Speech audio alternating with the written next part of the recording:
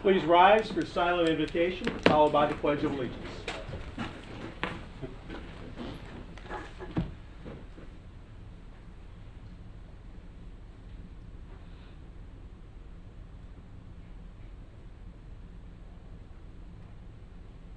Amen. I pledge allegiance to the flag of the United States of America and to the republic for which it stands, one nation, under God, indivisible, with liberty and justice for all. Will the clerk call the roll? Councilman Grubbs, Here. Councilman Bastian, Here. Councilman Stiltner, Here. Vice Mayor Foley, Mayor Burnett. Here, we have a quorum present, and that brings us to the workshop. Today being July 11th, something about, I don't know, the budget for the entire next fiscal year. Discussion on fiscal year 2023-24 operating fund budgets, capital outlay, and capital improvement programs. Only one item on the agenda, but it's a whopper. Wayne, what have you got for us? Before I get started, there's a couple things on the logistics of the room. We had some electrical issues in the building over the weekend and lost some air conditioning, and so you'll notice tonight as we're going through, the computer screens are going to stay on the PowerPoint. For the stream that's out there, the cameras can trade back and forth between council and the screen, but in here we will not see on the monitors us talking. It'll just be the screen, and they're using a wide angle shot, so you'll be on TV as a group as opposed to it zooming in when it's going. So just as that's going on, that's why you're not seeing yourself on the screen here. It's only streaming because we lost part of the electrical related to the cameras as well as the air conditioning and this side of the building. To begin with, before John gets up here to go over it, there's a couple changes in the process this year, and I just wanted to go over some of those to help everybody with why we're doing it the way we're doing it this year. We took feedback from council in prior years where there was discussion that it seems like when we started with that early May work and in June that we were coming back multiple times with the same information. Why do we just keep repeating the same stuff? And because the history of always trying to talk about it before we actually had a lot of the variables known. So this year's process shifts the focus to more of a July, August timeline instead of May, June, which allowed us to get more information done. But we have been working on the budget most of the year. So if you'll remember, we started back in the winter having a series of workshops related to the fees. And as part of the fees, we discussed cost allocations. So that's a critical variable going forward because a lot of the assumptions, particularly for the enterprise funds, are tied to those fees that will be coming in front of you to consider to adopt on August 1st. So they haven't come forward yet. And then some of the cost allocations, if you remember, John will touch on this when he gets to some of the slides, but some of the funds have been shifted in how they're reported, and so that will change some of the lines. So he'll go over how some of that was done. But those were a series of workshops we did throughout the winter, and then in May we came in here and we talked about the capital improvement program, the full 5-year program, and went through a lot of detail on that. The slides that went out to the public on Friday and to the council members included 20 or so, a bunch of slides at the end related to all the detail on capital. So John still has access to them if you want to talk about them or have any questions. He touches on capital in a couple areas, but didn't intend to replicate the presentation from May tonight, but we're able to answer any questions that you have on capital if you want him to go back to that level of detail. From May, we're here where we're at tonight in July, which is bringing you the first full budget with a working millage rate tied to it. There's still some pretty key unknown variables that are out there. We are in active negotiations with all 4 of our bargaining units, so we have not reached a number or impact from that yet either, and the state revenues have not been posted yet. So we have stuff both on the revenue side and the expense side that are still unknown. So the working millage rate that you have that balances is balancing it the way you typically see staff bring it to you is conservatively. So what that means is we probably generously estimated cost at the high end, and we have generously estimated revenue at the low end. So it's a working millage rate off of those assumptions going forward, because we don't want to come back later and have it be the other way around. You'd rather have something, you don't want to have something go way higher. You know where you're at, you can come lower from where you are. So that's the millage that's in front of you. The flexibility, I think, is important as we go forward negotiating. And also without knowing what the state revenues are going forward. So a couple weeks from now, we'll be in front of you on the 25th to set that maximum millage rate. Based on the way we're doing the budget now, the maximum millage rate isn't something that ends the process. That's the beginning of all the work going forward through August. So what really matters is the millage rate that you set in September when we adopt the budget. So the max millage as it comes forward, what we'll take is your feedback tonight, adjust to that, and then from the max millage based on your feedback then bring you back. We have in August, the fees come in front of you the first week of August. We have a date held on your calendars at the end of August for another budget workshop, so that pending if there's major changes and you want us to come back and bring them to you, we're prepared to do it. If council doesn't want to do another workshop in August, we don't have to have it, but we've got the date blocked and set up in the event that you like more follow-up before we actually come in front of you in September to set the budget. And then the 2 adoption hearings, John will go over those 2 dates, because the more times we can say them out loud, when they are, what time they are, the better. So he's going to put them up on a slide at some point in the presentation. I mentioned there was a lot of slides that we put out in the package on Friday. There were about 20 photographs of the services that we provide. He's not going to go through all those photographs, but I always think it's important to show those, because the whole purpose of the budget is funding services. So this is no different than when you go to a restaurant or you go get your car fixed. You know, the funding that this budget delivers pays for services that we provide to our community. And our community is well known as a very safe, very attractive, very clean place with great parks, great activities, great events like we just had on the 4th of July, and very reliable infrastructure. We provide this all to our people at a very fair cost. It is a very, very good deal. We have been on the low end of the millage spectrum for decades. One of the things that's interesting in some of the city comparison slides that are in there, we fund public safety a little bit higher than almost all of our comparative cities. Daytona's a little bit out there and more than all of us because their budget is so much bigger, but we fund public safety more. We actually fund parks less than most of our comparative cities, and yet still provide services that are greater in value, more things to do than most of the communities do. So that was kind of an interesting thing to look at, but I just think it's important that this is not a conversation about just taking money. It's a conversation about providing services that make a city that our people love and like. And so these are very important things, and the 500 people we have that deliver those services are critical to us as we go forward. John's going to get up and go through that. He's taken those 60 or so slides and tightened them into about a 19 slide focused point. He's going to go over the things that drive the budget. We're going to talk about all the funds. He'll also talk about what's causing the increase in cost that's shown in that additional millage and what that millage would fund. From there, we'll get your feedback and understand where to move from here going forward, both for the max millage and ultimately for the adoption. So with that, I'll turn it over to John to go through the details of his package.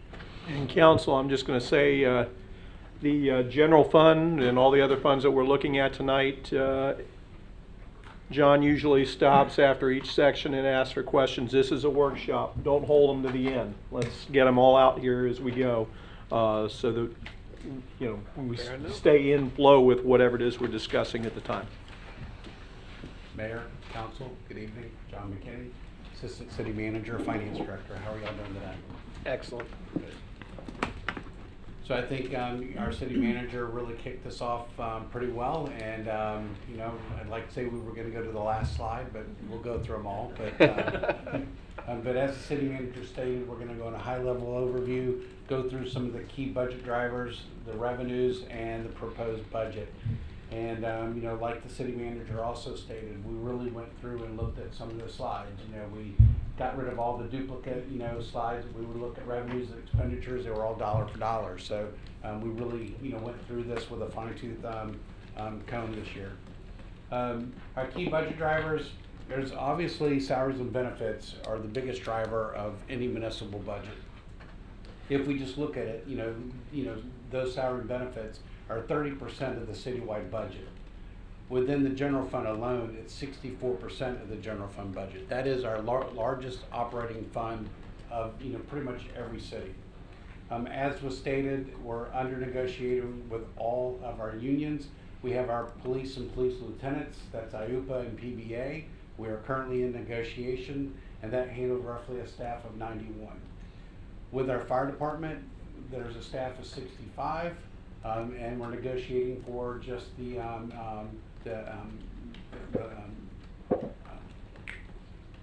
IFF union. Then for NAGE and civil service, we typically, all of that is done together. You know, civil service is obviously not, you know, union, that's just the NAGE people, but that's a staff of 394. Our health insurance, you know, we're not even in negotiations yet for our premium renewal. That won't kick off until, you know, late September, early October, because our plan year for health insurance is January 1st to December 31st. So we won't have any of that information until then. That 10% is 10% of what the city's cost is. That doesn't mean that the premiums for what employees pay for dependent coverage is going up by 10%. We've looked at several scenarios using that amount, and we can assure you, you know, that someone, when they receive the raise that we're looking at, that raise is far greater than what any insurance premiums would be. Our property and casualty, that's one of our biggest unknowns. You know, we all remember we had a couple of hurricanes last year. That is, you know, and then the previous years, that is driving property casualty and auto insurance. You know, the biggest reason I had on the auto insurance is, again, go back and look at some of, you know, the hurricanes and the amount of vehicles that were lost due to flooding. So that has driven our insurance costs for auto. Inflation, probably some of the best news that we've seen, you know, in terms of, you know, the last couple of years. The last 12 months CPI for this area, you know, when we looked at the June report, which was May information, was at 4%. You can tell about the article I sent you yesterday, though. 4% for the nation, but Florida leads the country in inflation. Yes, I mean, if you go and you look at Miami-Dade area, that's, I did read it, is well over 9%.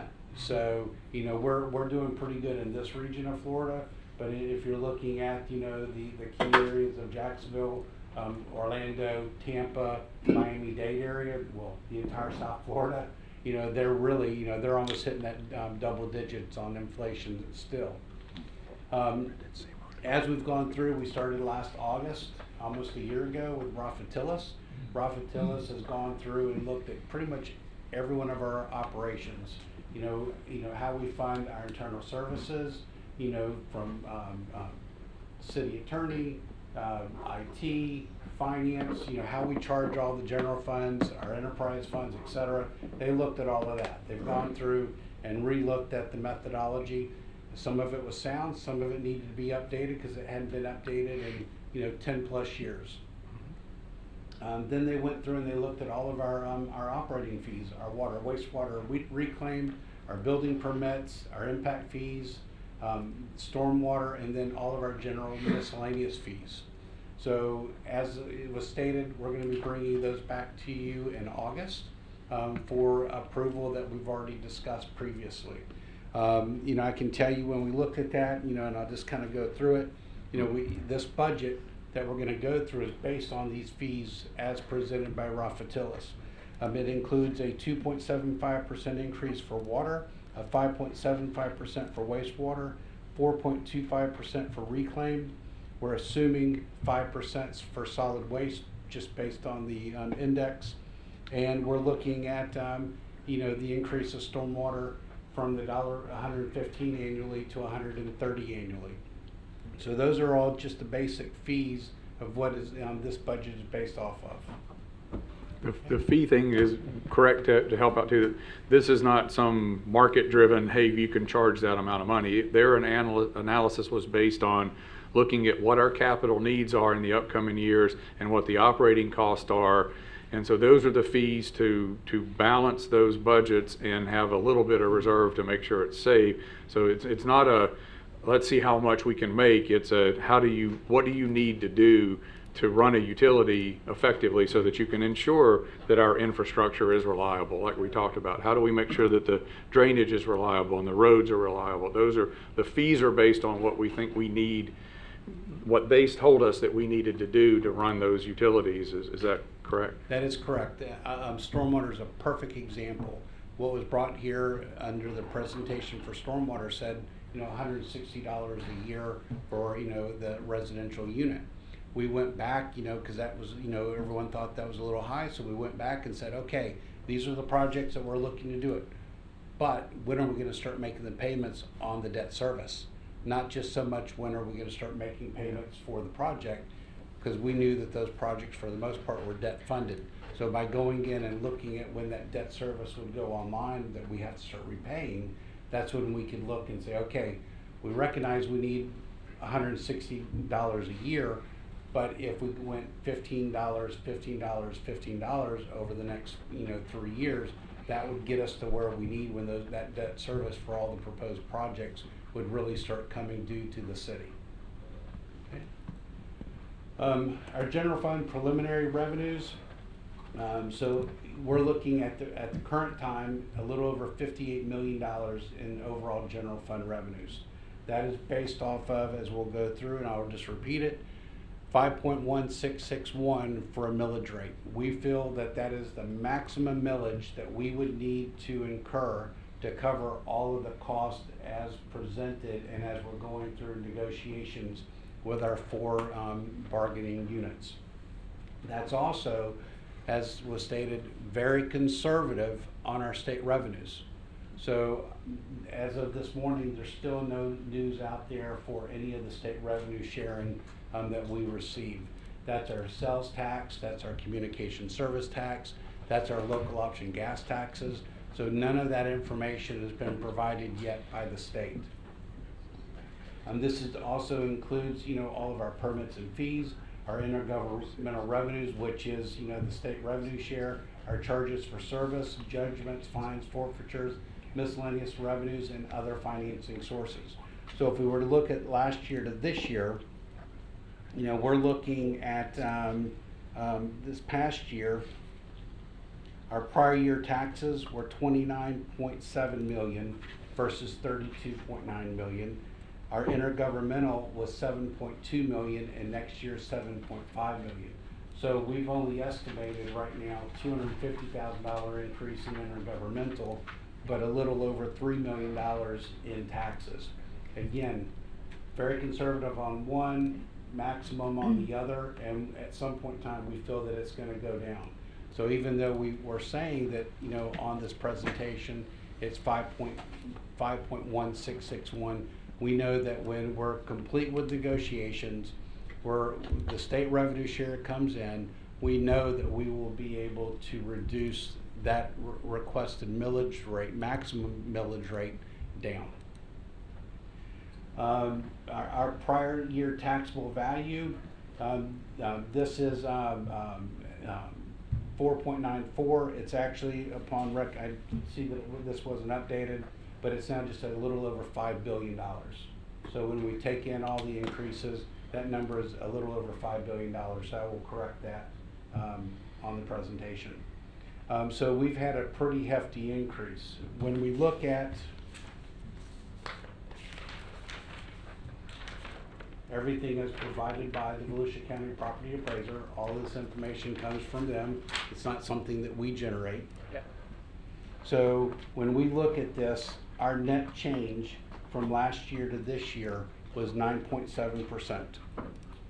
Okay, so that $103,000, or sorry, $103 million in new construction, we have all of that, and we look at that and we compare that to other areas.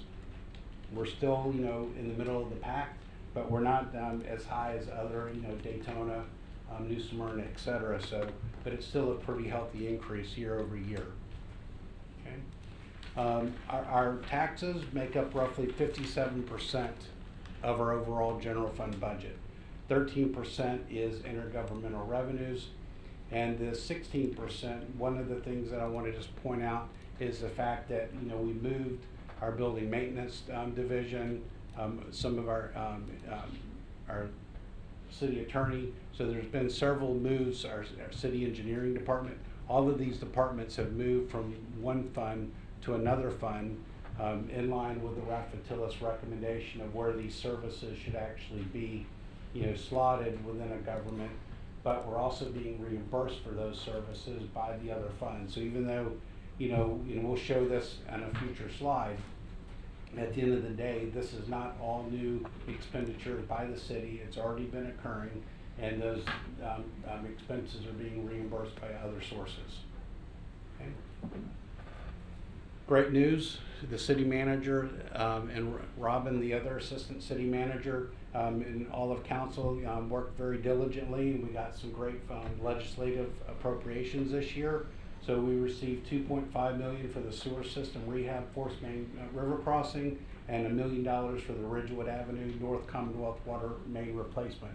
So that, again, that's just projects that had to be, we're going forward with, but now we have another funding source to help offset the revenue source streams from, our ratepayers.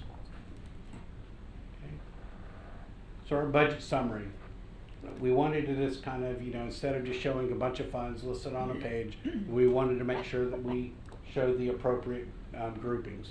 So one of the things that within the general fund, that's the only fund by state statute that we have to name the general fund. We can name every other fund a different name, whatever we want, but we have to have that. But we have several funds that roll up for accounting purposes into the general fund, so we just wanted to show that to you.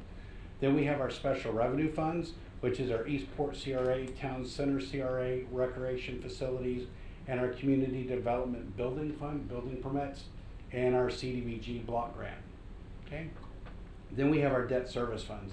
These are all debt service funds that are part of either a general fund or one of the special revenue funds. Then we have our capital funds. These are all funds that are paid for by any of the sources above you, whether it's the general fund, special revenue fund, but in some cases there could be money as it relates to the general capital projects and construction fund, that some of it might be coming from an enterprise fund. It's just that the project as a whole is more than 50% funded by a governmental fund, and therefore it would remain a governmental fund project. But again, all these sources come in to help pay for these projects. When you're going through this one slide, though, I think one of the interesting things, with Town Center CRA coming up with the Riverwalk project, this is the first year I believe I've seen Eastport outpace Town Center CRA in revenue generated. There's been enough development now going on in Eastport that we spent, both of them been around about 20 years, and we went out and bought a bunch of property and just had debt, and all we've done with our CRAs is pay back debt. Mm-hmm. And there's finally been enough growth in the Eastport area that, I don't know, John, if we know, is it fully paying now every year, or it's getting closer? Yes. So Eastport's now no longer being subsidized by the general fund. Enough growth has occurred that we're paying back the debt off of the TIF revenue out of that. So that's One down, one to go. one's come around. The other one will come around once the sale closes. So I think that's a notable thing, because Port Orange's CRAs have been around a long time, and that's the first time we've seen one pay for itself. So that's a big change. And Tim's got a couple, 3 or 4 more projects out there that haven't they're in the being reviewed and talked about. So there's still more out there coming. Tim, the answer is yes. So just to put that in comparison, at 5.1661, the TIF that the general fund would pay to the 2 CRAs would increase $126,000 over the prior year. So that's directly attributed to the amount of growth within the 2 CRAs. Gotcha. Okay, and then and in total, just based on the tentative rates that I've gleaned off of budget documents from other agencies, we're looking at just under $550,000 going to Eastport and $348,000 to Town Center.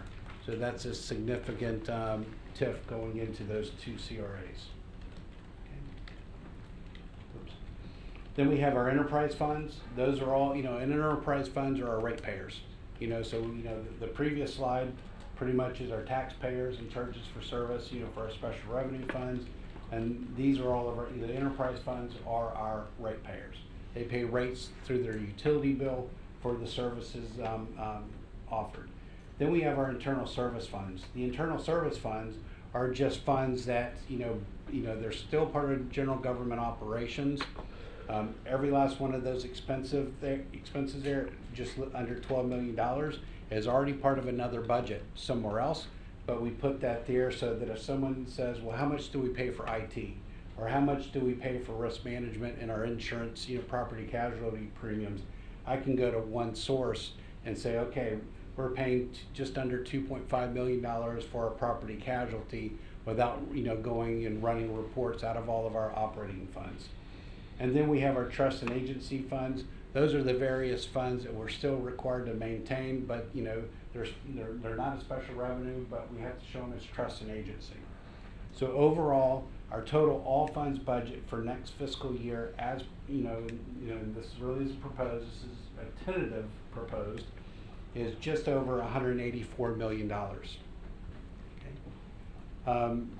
We have some outstanding debt. So right now, we have a little over $32 million in outstanding debt. That's just the principal. The number doesn't freak me out the way it used to 10 years ago when we're north of closing in on $100 million in debt. Correct. So we've come a long way. So we have come a long way. The water, wastewater fund has made huge strides in the debt service. And if y'all recall, Toby Wagner, your financial advisor as it comes to debt, came through here last year several times talking about where we were, where we are, and where we're going. So you'll see in a couple of, if you noticed in the presentation that was sent out Friday, there were several key items that were in there that were for debt funding. We have the city hall. We have, if you recall, we did the generator acquisition last year. So there's several debt issuance that will be coming to you in the next 6 months and thereafter, looking at funding these projects that we have already obligated ourselves to. We haven't issued the debt for the city hall, but in this year's budget, the current budget, we have $8 million slated in there for debt issuance for that. We haven't done that either. So this budget here includes an additional $16 million for the overall city hall remodel, replacement, and I'm sure the city manager has explained everything that's needed in this building, and we'll be talking about it a lot more in the future. Well, and that brings me to, I think it's important to make this point, that debt from a government standpoint is not necessarily bad if it's managed right. Because there are a lot of things that we need right now that are designed to last 30 or 50 years, and people come and go in a community. If you work on a total pay-go system and pay as you go, the significant amount of taxes that we would have to take in right now to do that, we would be charging a much higher rate. And then the other part of that is we would be paying for the enjoyment of those things for people that live here 20, 30 years from now, who would be using water, wastewater facilities, city hall, all those things that we're spreading out that cost minimally over a long period of time, particularly with bond debt. Bond debt is very inexpensive. And it's inexpensive for us because our bond rating is always has been kept up well. So this is just smart use of debt to make sure that all the users of the things that we're financing over decades pay a little bit of money, as opposed to right now all of us paying a ton of money and later on somebody paying nothing. So this is a distribution evenly in a much smaller increment and a much fairer way of doing it. So as long as we're managing our debt, I mean, it's different from the way I do not like debt in my household. But there again, it's a very different objective. That money is going to be mine in my house forever, whereas I don't want to pay debt on somebody who's going to own my house after me. So this is a very different perspective on it. And when you get to the slide at the end that shows the dollars, I'll talk about it a little bit briefly, because nobody's sitting in front of you tonight expecting you to go ahead and approve what we're doing with City Hall without there being a much more detailed presentation to you on what the issues are. We just wanted to make sure you saw it in here as part of the budget conversation. A lot of these things we try to get them little by little to you, so I think it's a bad idea to just drop big things without some kind of heads up. So that the idea was to show it. It shows how it impacts the capital over time. It would be debt borrowed, so it wouldn't be directly millage. It would be debt millage to pay it down. But I'll get to that in more detail. But there will be a prepresentation that's here's why we need that, and this is what you get Which is for why it going John's forward. next slide is really going to be illuminating. Yeah. So it was more a matter of being transparent to let you know it's out there, not a decision-making point. Okay. And on that, another reason that we have delayed any issuance of debt on the items that were paid, or we issued the purchase order, we've ordered them, the items haven't come in yet.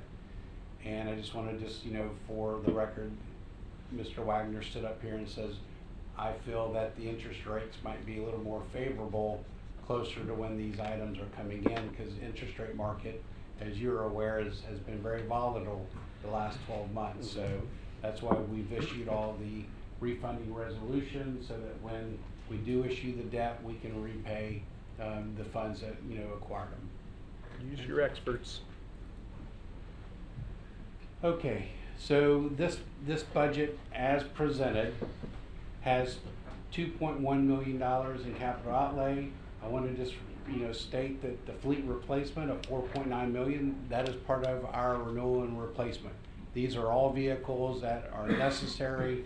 They've outlived their useful life, and it's part of the program that the various operating funds have paid into the replacement fund for their acquisition. So it is funded from that. And then All that money is there now. It's not something we're asking to raise taxes to pay for. That money's been being saved over the life of the vehicle. So some of them are 7 years, some are 10, some are 5, depends on what they are. Fire trucks are longer, but that's all there. And this number is fairly common to what we do every year. That's a typical, as you churn through your fleet over the course of the years.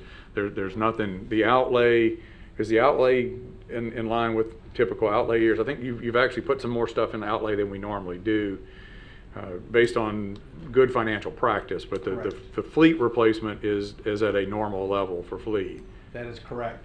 So I think there's a fire truck in there, so that Yeah. kicks it a little bit, but. Yeah, the fleet replacement's 1.2 million. So then that's popping up on the screen. So within that 44 million there, that includes 16.1 million for City Hall rehab, and the 3.5 million for the state appropriations that we added to it. So our typical CIP in the actual current fiscal years is in the $20 to $25 million range. Plus Right. Five-year 19 average, there. Yes. $21.9 million. So it's just shy of 22 million. Okay.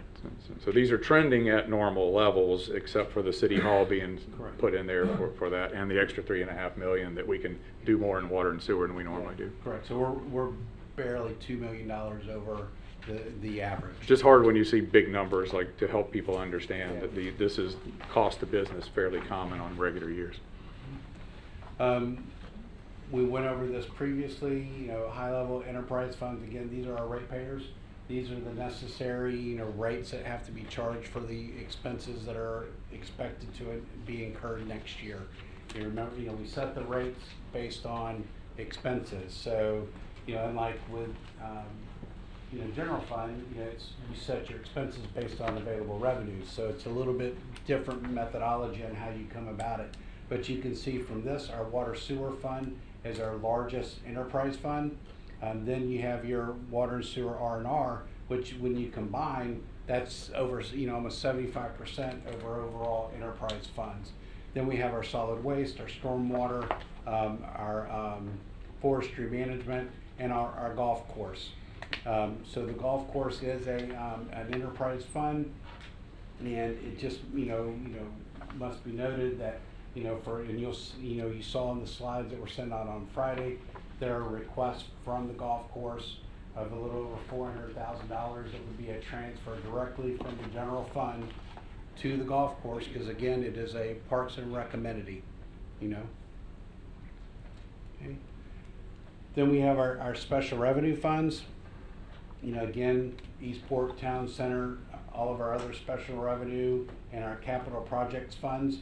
And I just want to note that our other general governmental fund there, that is our opioid and our grant funds. So that's where we put the money for those two items. Other than just saying other general government, there is a purpose. Our internal service funds, as discussed, these are all items that are already covered somewhere else. In operating funds, this is just a one-stop shop to be able to look at how much is paid for those items. I do want to point out, and I forgot to list it on a previous slide, As we move into the next year proposed budget, we are recommending that the lease replacement and loan pool funds be merged. There's no reason to separate those out. And I actually forgot as well, is that on the, we talk about, we have Fund 301 and 306.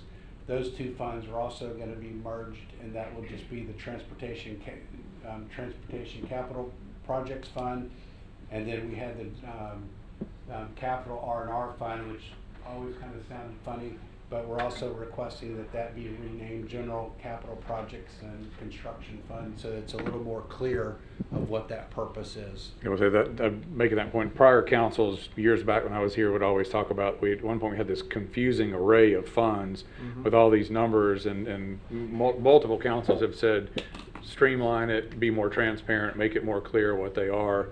And these are all, we've talked about that with John since he got here, is the effort to go with proven city methods to run government.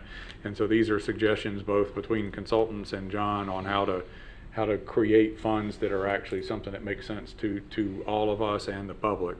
Yep. And as we go through the conversion to Tyler, so as we go to that new ERP system, having it cleaned up now goes a long way as we implement. Then we'll go through our general fund operating expenditures a little bit in more detail. So again, the general fund is a little over $58 million. Notes here. So we know that of this, personnel is 64% of the overall general fund budget. Then we have our capital outlay, 4% of the overall fund. Our contractual services is 5%. That's our medium maintenance, lawn care, all of those, contracts. And then our non-discretionary supplies and expense, which don't really go to any one any one department, like our workday, our OPEB, all of those expenses. I can't really put those to, city council, police, fire, etc. And then our utilities makes up 3% of our overall general fund. If we go and we look at our expenditures by department, then obviously in any general fund, our public safety will always be our biggest departments. Our public safety makes up 55% of the overall general fund, followed by public works and engineering, parks and rec at 10%.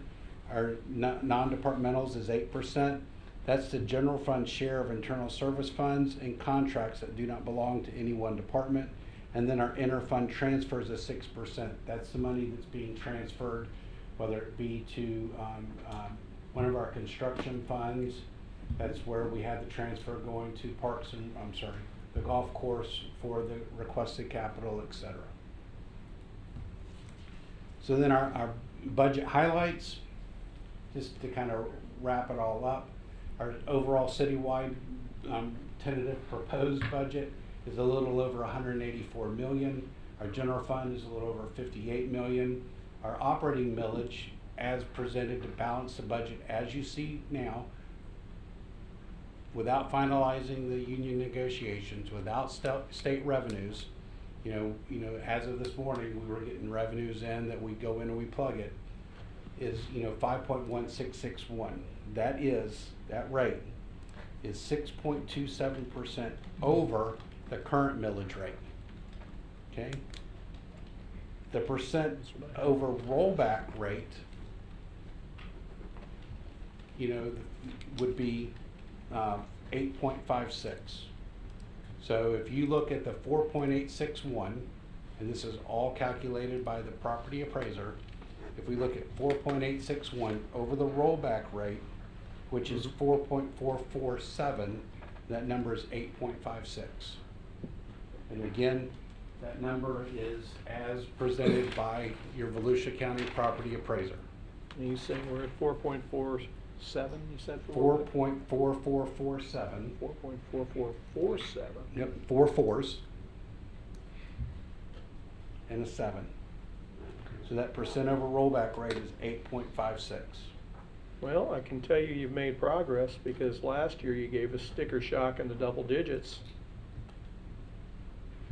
to start, and of course, that's not where we finished. Correct. And this is certainly not where we're gonna finish.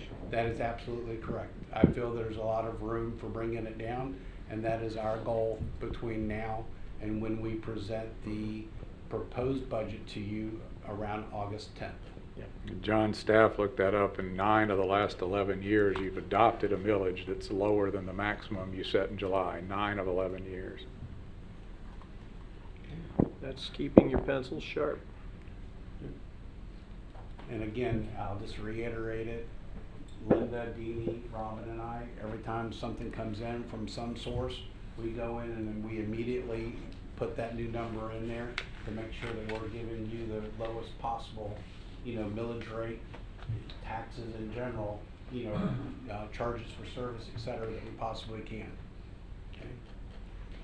John, can I just? Yes, sir. I didn't write it down because I was writing other numbers.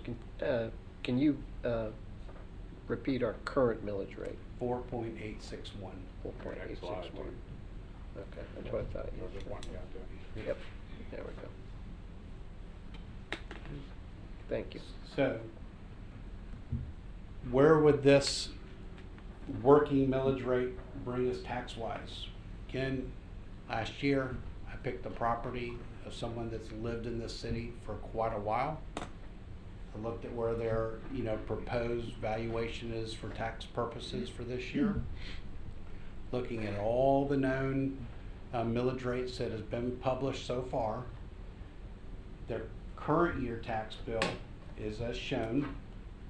Their proposed tax bill is shown, and that is with all preliminary millage rates of all taxing authorities. That property is looking for a $13.27 total increase in their annual tax bill. That's not per month, that is total for an entire year. So I recall sitting here last year and we talked about what it would cost, and we were talking about not going to Starbucks for 2 coffees a month. Now we're down to 2 coffees for the year. And we get that it's not the same for everybody. That is If correct. if this is what we tried to hit closer to the middle. If you bought a house out in Water's Edge 2 years ago, or Woodhaven's first phase, it's gonna be 100-something plus, it'll be way bigger.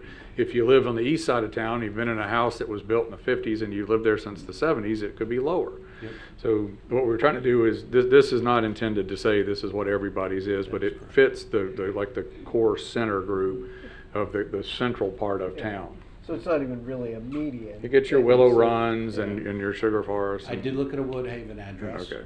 Someone that's lived there for 3 years, their tax bill would increase by, actually decrease by $18.30. So as the city manager stated, depending on where you live, how long you've lived there, that has a huge impact to what your proposed taxes might be. That's why it is not an apples to apples comparison. Every address is going to have something different. Not everybody's valuation increased the same rate. And we're Correct. dealing with a median. Correct. Some people's may have actually decreased. If you're a homestead property, the maximum is 3%, but it doesn't mean that you increase by 3%. If it's non-homestead, it's probably did. 10%. Yeah. So, it just, there's too many variables for me to sit here and project what someone's taxes might be. Our key general fund drivers. Right now, looking at where we are at 4.861 and our working millage of 5.1661, here are the major items that have increased to the general fund budget, just under 9.5 million. Here's where all the drivers are. Salary and benefits of 4.8 million, but that's not all increases in 1 year. I've already stated we moved funds, building maintenance, city attorney's office. We moved a lot of departments and divisions into the general fund, but you can see right here at the bottom that we have $1.8 million of additional transfers coming into the general fund. This 5.1661 is estimated to bring in $3.4 million of additional ad valorem proceeds. We know that we will be able to reduce that. when we look at this, we know that, you know, that amount right there of ad valorem proceeds of 3.4 million, that's truly what we have to work with. You know, all the other items that are in there are really non-discretionary, they're already funded. It's that 3.4 million that we might have an opportunity to reduce. I still believe we're ongoing with negotiations. We still don't have state revenue. When we look at that, we said one thing, we believe we might have something far greater than that come in from state revenue. I've stood up here now for a year and a half and says I'd go on the conservative side. That way we hopefully look really good as we go into the tentative and final hearing in September. Enhancements. The last couple of years there haven't been any enhancements. Every one of the items that are on here we shared with you back in May. We're still ongoing with them. There's not been a final decision made on whether or not these positions will be going forward. Whether it's the firefighters, the police records, we have new we have new expectations for records going into the police department that is driving that records clerk. The firefighters, it's the amount of, to help reduce potential overtime. So these are all things that we're going to be looking at. Within the Fund 109, which is your building permit fund, the money's there to pay for it from user fees for the permits when they come in. When it looks at the water and sewer fund, again, these are all positions that have been put in there and were part of the overall rate study as presented by Rafatillis. So these are also positions that are funded based off of that study. And I do want to say that we are leaning to putting these in the budget. They wouldn't be here if there were really very little chance. And some of them, the building fund, you heard from the auditor, the reserves that are in there need to be spent. That fund never restaffed coming out of the recession, and they really were going off of that. There's also both between building and the forestry, both of them are looking at succession planning, and that the forestry fund generates a lot of revenue, but we have a veteran that's been here a long time. He's not going to be here forever. So to apprentice someone to that so that you have that continue, that's covered by the funding we get. Same thing with building is that we have ample revenue to cover that and reserves to cover it, but you've got to have somewhere the next generation be able to come in. So the ones that are funded by those funds are fairly straightforward, and I'd say very likely you're going to see those recommended in the budget. The police cost is relatively minor. The firefighters were being analyzed, but the mandated overtime is a concern to us. We had a lot of injuries, and so that's in there looking at, there's been a shift in SAFER grants that fund new employees, and there's depending on how we can put this together, the idea is to try to find a way to minimize that cost off of less overtime and using SAFER grants. So they're not things that we intend to, they're not long shots. They're still, we just haven't quite reached absolutes, but they're there. We wanted to get your reaction to them tonight, any thoughts you have as we move forward, and show them, because of the transparency of coming off of 2 years, no enhancements last year. The first year that I was here, you were about a third of the way through the budget, and we had firefighters in to run the ambulance 24 hours, and we had staff for the rec, but those were preordained sort of with those budgets ahead of time. So we really haven't, in the time I've been here, added any additional services to the city. So these are coming out of it this year, and we've had those conversations as things have changed, the need to be there. So I think that I don't want the people who we've talked to think that we're trying to stay away from them. We haven't reached the point of saying absolutely, but we do believe they will be in your recommended budget. John, how much are we reducing the expected overtime budget for the fire department with the enhancements? I will, we talked about that, and this is something that we're still working on with the fire chief, and we will be bringing that back to you at the August workshop. Okay. Some of it depends on how we negotiate with overtime and the rules. So that's why the cost isn't finalized yet. So we have to. This is just the cost of Yes, personnel 6 people, and equipment for. I am still That's in not- open negotiations with the fire department on the overtime portion. that cost could change depending on how that negotiation And does goes. this number represent 12 months of funding, 6 Yes, sir. positions? Okay. Yes, sir. And that's the full bore, that's got all the taxes and, you know, pension benefits, full bore, full burden. Okay. So what are our next steps? So the first items are the three things that we have no choice in. We're required to set a maximum millage. That will be on Tuesday, July 25th at 5:30 p.m. Just like in prior years, I'll bring to you what, what is required to fund the budget and what the difference is, moving it up, moving it down. Just remember, when you set your maximum millage, that's just the number that you're putting in the trim notice. That does not mean that's the staff recommended millage rate balance the budget. That is just a target. We sat here and said that the millage rate's 5.1661. If that's the number that goes into the budget, the trim notice, then that's the maximum millage rate we can pass in the two public hearings in September. If you chose for some reason to go to 5.3, we would have to send an individual letter to each property owner within the city, notifying them that we are looking to issue, looking at a proposed millage rate higher than the trim notice. So that's why it tends to make sense to set it potentially a little bit higher, because you never know what might occur between now and the final public hearing on September 20th. And I think going forward, because it's only 2 weeks until we have the hearing on the max millage, so absent feedback from the council that's dramatically different, like absolutely not, you got to get that out now, or make this change. What will bring a different number to the max millage hearing is if we get a state revenue number that's substantially higher, we can address and alter off of that and bring it back. Or John, one of the 4 bargaining units provide something that creates some certainty in the cost of that between now and then.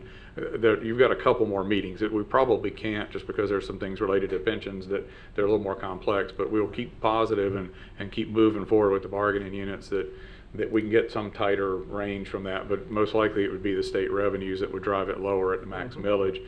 And then you would consider the fees in August. If the fees get adopted in August, and we meet with you at the end of August, then we should be far enough along, hopefully with the bargaining units, to have a cost estimate to give you a millage that would come forward from there. But I just want to make that, unless we know the revenue fee, you're probably going to see this number, or if you tell us to do something different, because we do work for you. So if we get direction tonight to come to a different number, we do that. But likely you'll see that number in 2 weeks, unless we get revenue that's different.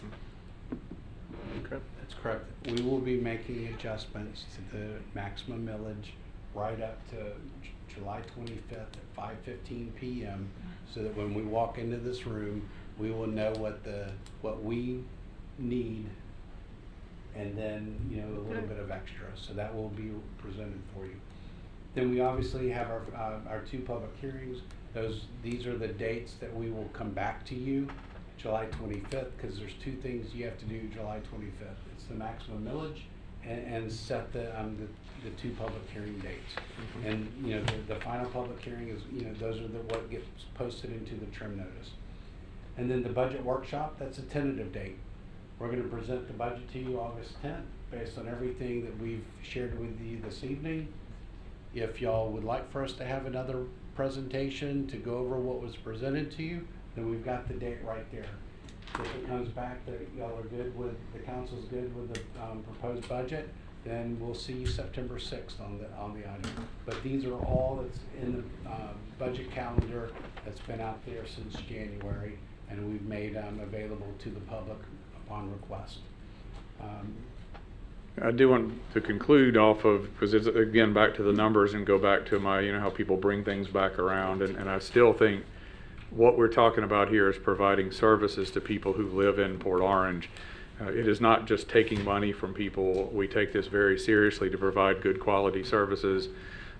It's actually really good timing coming off the 4th of July, because the pride of being in our city center, our downtown, our core facility, and watching what happened that night with the thousands of people here enjoying the fireworks and the music and that finale that the new group is now providing. I don't know how many times you hear people saying, wow. I think I hadn't heard this quote because we heard one kid talk about how rad it was, which I thought that was 10 or 20 years old. But somebody else near Susan made a comment, if I get stuck in traffic for 20 minutes, it's all worth it because that show was worth being stuck in traffic for. I think that what we provide as a community, you are safe if you live in Port Orange. We have a low crime rate. If you get hurt, if you have an accident, we have top-notch people to come take care of you. We have great facilities, great programs for our families all the way through. We've got a great facility now over here in Rec. We have very reliable infrastructure, and we have always been at the low end of the cost rate in the county-wide comparisons to provide these great services to our people. So I don't feel bad because it's no different than if I go to Hooligans and I want to buy 12 wings. I expect to have to pay something to get 12 wings, but if I have a great time eating them and enjoy the experience, I don't mind doing it. And I think that's what we're trying to get to, is that Port Orange is a great value and a great experience. And there is a cost associated with it, but it's a fair cost related to all the value you get for being here. I think there have been councils in the past, and this one included, that have made the decisions for things that we've said yes, things that we've said no to, but at the end of the day, we decided a long time ago we are not a bare bones city. We are a family-friendly city, and we're a very friendly, safe city, and there's a cost to that. The challenge that I maintain with staff is that we keep those costs as efficient as possible. Even Tim Berman with a confused look on his face. We need to, certainly having good public safety, great rec programs, the things that keep our community what it is, certainly do have a cost. But it's also imperative on us that we make sure that those costs are as efficient as we possibly can. And I would continue, like I do every year, to extend the challenge to make sure that we're doing that. Wayne, the other thing I wanted you or John to elaborate on is that I have talked many times about making sure that we have ingrained in policy, not just verbally but written, that we will review all our fees for appropriateness, whether we actually adjust them or not, once every 5 years.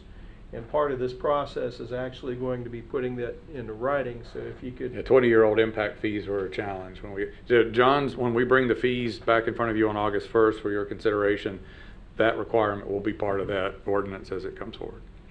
and I would like to see something, and it can be later because this is just a chart of when the next time it is we're going to be reviewing all those fees. You know, whether what's coming up in 20, what's coming up, what's coming up in 24, what's coming up in 25, up through 5 years from now. Probably a resolution, but whatever form it comes in, it'll be part of that vote you have, and it'll show that. And the Raffatilis one is already in place for annual. Mm-hmm. So Okay. the water, wastewater reclaim, all of those. And that chart would say annually then. Mhm. And the whole idea of that, and the reason why I'm pounding on that is so many times when we try to keep things in check and then you get behind and then we've got to play catch up. And when you play catch up, we've got sticker shock. And now we're certainly in a period in the last 18, 24 months of high inflation. We know the cost of things don't stay the same.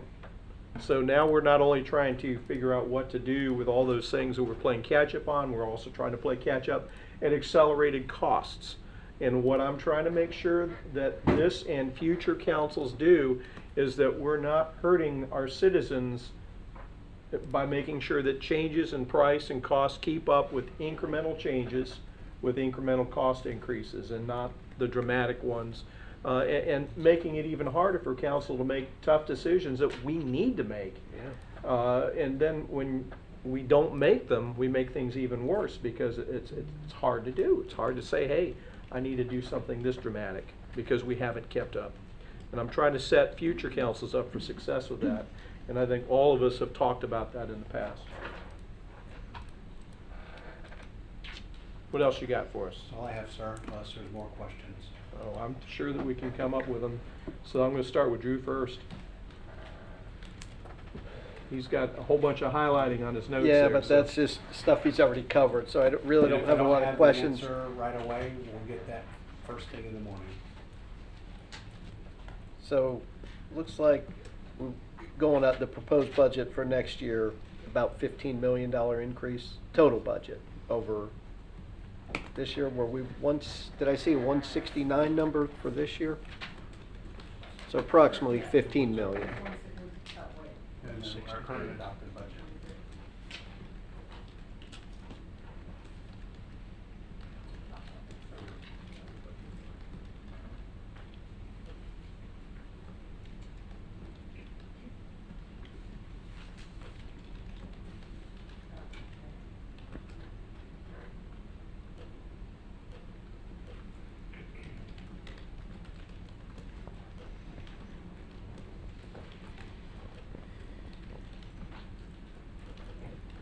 Did I stumble?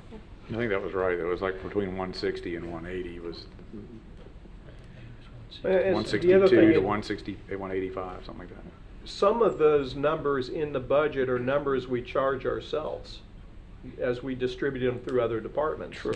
So it doesn't necessarily mean we're taking in that much money from outside sources. Some of those are Yeah, dollars that I- we're taking in from internal sources Yeah. and charging ourselves, and it's a plus minus addition to the budget. Just a little over 160 million. Okay, and so, but part of that 184 includes the estimated 16 million for City Hall. That's correct. So really, And 3.5 million from state appropriations. so it's really, I mean, the budget isn't changing dramatically, but we have two big drivers to that, so that's why it seems like it's tremendous, but it's really, percentage-wise, it's not That's that correct. big. And even if we were to issue the debt, you know, for City Hall right now, we wouldn't have, you know, debt service payment for it until fiscal year 25. Okay, Assuming we issued it towards the end, of, you know, middle to end of Yeah. next fiscal year. and then, again, always, I mean, you already pounded this, but public safety and salaries are I mean, that's our biggest thing, and, you know, they've already gone up and they're, you know, bound to go up more, so Correct. we also have to plan for that, so, no, overall, this is good. I'm actually fairly impressed that it didn't seem more dramatic. Everyone behind me, from all the departments, we've done our best That- to hold yes, this. and- You know, everyone in here was given the guideline of 3.5% operational increase.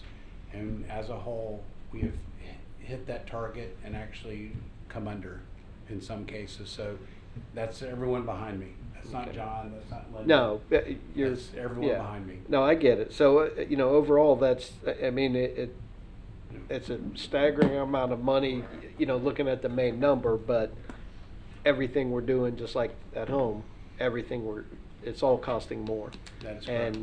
And I mean, trend is probably gonna continue, at least for a while, so, no, well done, well presented, plenty of information to go by in a short time to make that max millage meeting 2 weeks from now. So, yeah, no, this is pretty good. Well done, John and staff. I don't have anything else right now. That's okay. We'll be revisiting this more than a few Oh, times. yeah. Tracy, what you got right now? And tagging off of what Drew's talking about, you got 16 millions for City Hall, you got another 3 million, it's $19 million. You're having a $24 million increase, we're only talking 5 million.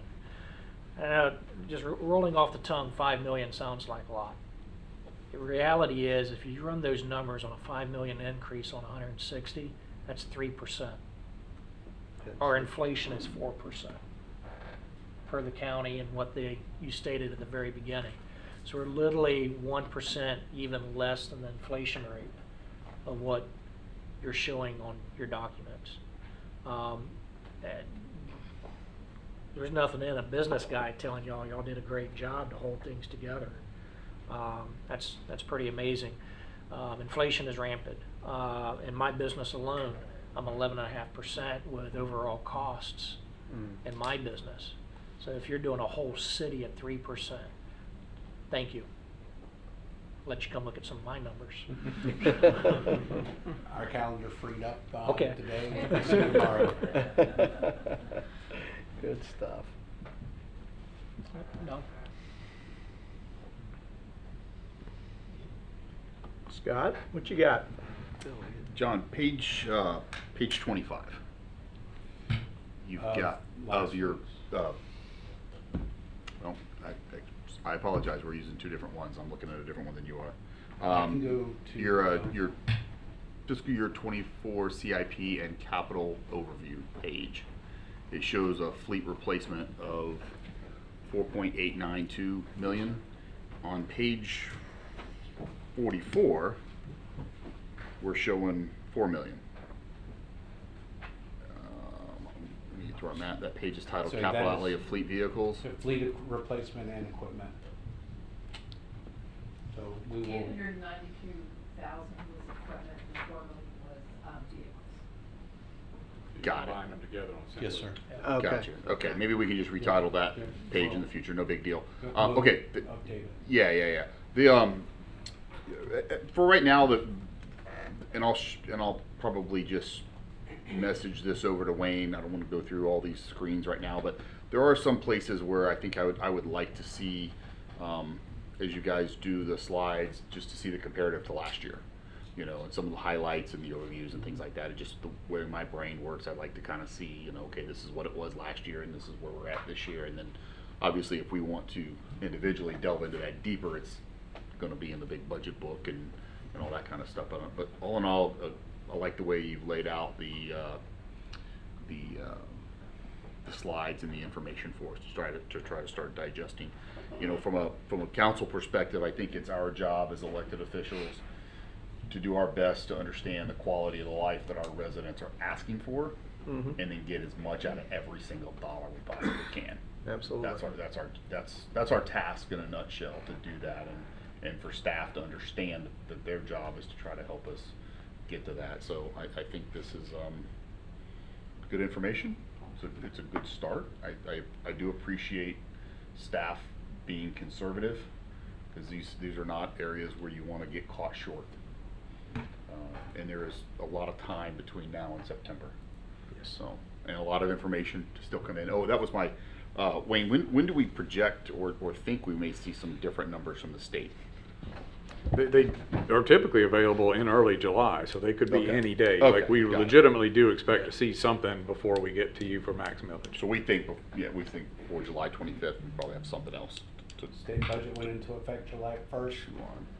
Now staff They're- at the they're state doing has the to go in closeout, and figure out where it belongs, and then they start, typically, you start seeing it now through the 15th to 20th, and then they might redo it a couple of times. So that's why July 31st is typically, it's done with. Okay. Very interested. The only other comment, just a general comment, is very interested to see how we find competition in the health insurance market. That's a never-ending thing, but we have been very good at it in the past. And we just need to continue to look at that and see. That's always a toughie. That's one where healthcare itself, where the costs typically outpace inflation and the. Well, and I think we all hear that a lot in the community right now. I mean, you talk about a bad word that starts with an I, we'll just start calling it the I word, or whether that's property, flood, health, doesn't matter. It just seems like it's completely unbridled right now. Mm-hmm. And some of the numbers and stories that I've seen for our residents, and probably everybody personally in this room that owns a home here in Florida, when dealing with your insurance increases and stuff, is just, It's hard to get excited about the price of eggs going down when you're writing out big check for your homeowner's insurance yeah, bill. yeah. The price of eggs go down 30 cents a dozen, and your homeowner's insurance went up $2,400 for the year. Yeah. It's hard to get it, that's a lot of eggs. It's reality right now. I wish That's- mine only would have went up 2,400. Well, we So, shared- some of the increases have just been outright, just mind-boggling, like this doesn't make any sense, but. Well, I want Fuel's to. another, I'm sorry. No, I was going to say, I want to set the table for people to give us feedback. Next week, of course, we have a regular council meeting, starting at 6:30 in this room. People can come and voice their opinions then. Of course, each of us individually have phones and emails, so we can talk to people individually. I have a coffee with the mayor. We had one last month. We will be having one again next Wednesday at the Rec at 6 p.m. So if anybody wants to talk to me, staff will be there also. We'll be able to answer questions for anybody. I would love to invite anybody to come out that has not seen the changes and the improvements to the Rec. And this is what we're talking about when it comes to quality of life in the city. Whether it's age 8 or age 80, I want people to have something to do in the city. And that's one place where you can come and do it. See the Rec, come out and have coffee with the mayor on the 19th at that building, and ask. I'll give a brief presentation, and we'll open up to anything that's on anybody's mind. So there'll be plenty of opportunity for us to tell us what's on your mind, good, bad, indifferent, and we can address that. But all of us up here are accessible to everybody. Reed, who's not here, same thing. He's on vacation, but his phone rings, his email box works, and he responds as well. And we're all here. Staff has been responsive. I appreciate all the good hard work. This is a work in progress, but this is a very good beginning, and appreciate all the hard work. John, keep cranking the pencils tighter. Anything else come before us this evening? Scott, go ahead. John, would you mind coming back up here one quick second? And you don't have to answer tonight if you don't know, but I was kind of curious when you were going through the slide, and Mayor just something reminded me of it, is when we get the numbers from the Volusia County Tax Appraiser's Office, do they provide any data, or how difficult would it be to see, like, I'm kind of curious, like, how many properties do we have with taxable assessed values of less than 200,000? How many fall between the gap 200 to 300, 300 to 400, and maybe so forth and so on to like 500 and over? Just to kind of get an idea, like in our city, I know we have what, about 28,000 properties, give or take, Yes, 5 or 6. So we actually, And I'm not asking for that information tonight.